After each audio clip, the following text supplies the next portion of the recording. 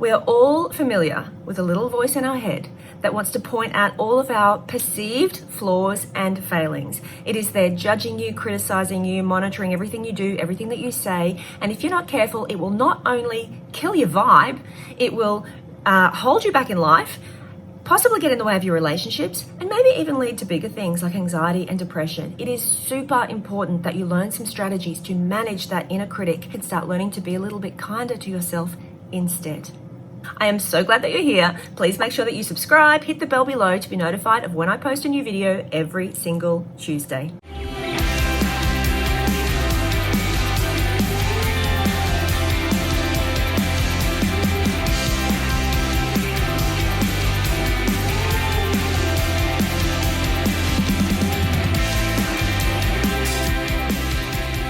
If you are plagued by negative self-talk, then you will want to watch this video to the end, because I want to share with you some really simple but effective strategies for quietening down that negative inner voice and to start learning how to be a little bit kinder to yourself so that you can actually make progress on the things that matter to you.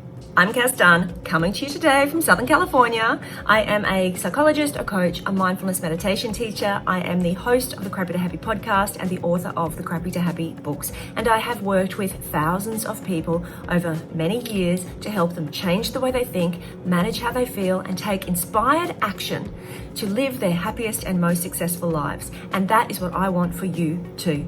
So self-criticism is really common. You know, it's one of the issues that I see with my coaching clients, my therapy clients, and even the thousands of people that I work with in online communities, and even my friends and my family. Like, everybody has got some version of this negative inner voice constantly telling them what's wrong. It can help to understand that we're wired this way to some degree. Our brain is designed to keep us safe. So it does a few things in order to keep us safe, which it thinks is very helpful. First of all, it's always on the lookout for problems. It's always on the lookout for what's wrong so that it can fix things. It's on the lookout for threats. It's on the lookout for threats to our safety, our security, our reputation. And when it's focusing on problems, the first thing it's looking at is ourselves.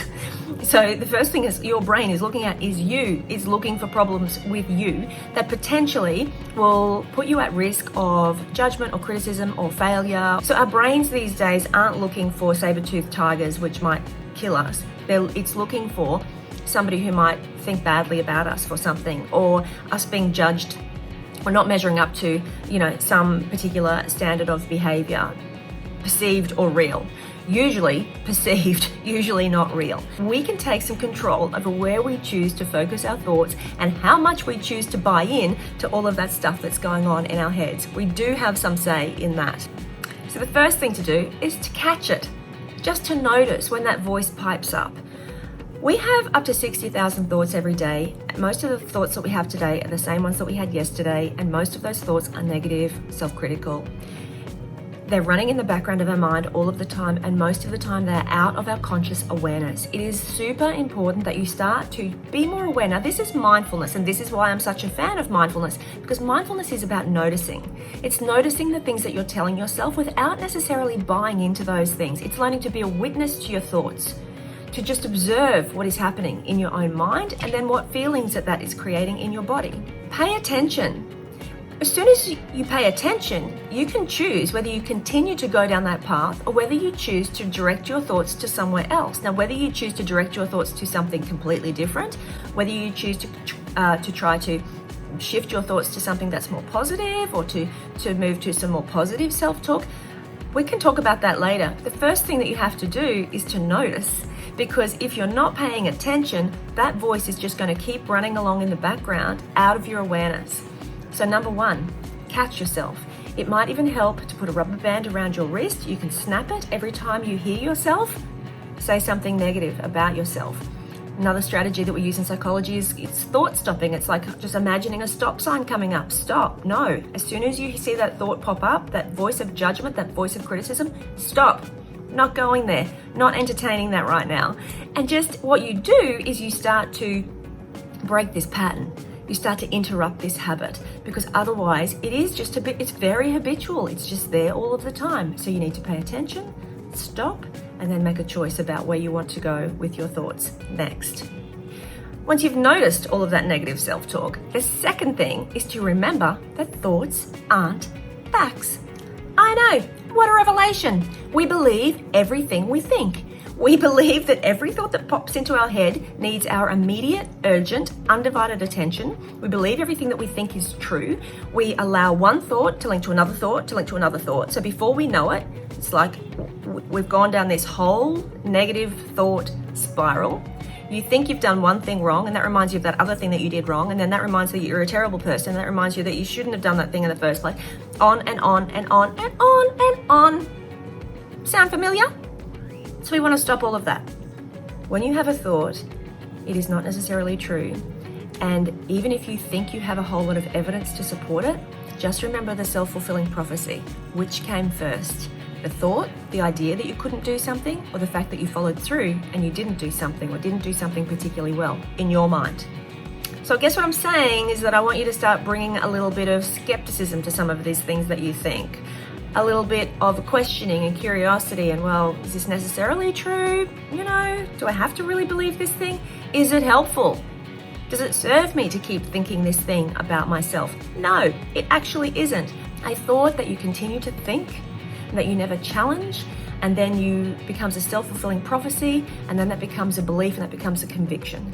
And before you know it, these things are unchallenged. So you just believe these things to be true about yourself, because you have continued to think these thoughts for a long time and because you've stacked up a whole lot of evidence to confirm that it's true. It's not true. Thoughts aren't facts. My third suggestion is if it feels too difficult for you to turn a negative thought about yourself into a positive thought, if that's too big a leap, which for a lot of people it is, try turning a negative thought into a neutral one. So for example, you might say, instead of saying, I'm a hopeless cook, I'm terrible at whatever, that, well, I'm capable of learning new skills because I know that I've learned new skills in the past in different areas. If you tell yourself, I never finish anything that I start, you can tell yourself, actually, there's been a few things that I've committed to in the past. There's a few things in my life that I've actually followed through with. Maybe not this thing yet, but I know that I'm capable of following through when I'm really committed to something or motivated by something. That's true about me. And if you have got issues, for example, with your body, if you don't like how you look, then instead of going all the way to, oh no, I love my body, I just love how I look, you can actually just come back to something neutral. I appreciate my body for what it does for me. I appreciate that I have working limbs and a body that breathes, a heart that beats. You know, come back to something that's neutral. You don't have to go all the way to self-love if that feels unnatural and uncomfortable to you, but we can come back to the neutral. You can move yourself out of that really stuck, really negative, self-judgy, critical place back to something that's kind of in the middle, and just to allow yourself to shift up the path and to open up the possibility that maybe there is an alternative way of thinking about yourself and talking to yourself. And then, of course, number 4 is to ask yourself, is this how I would talk to a friend? Is this how I would talk to somebody that I really care about? What would I say to a friend in this situation?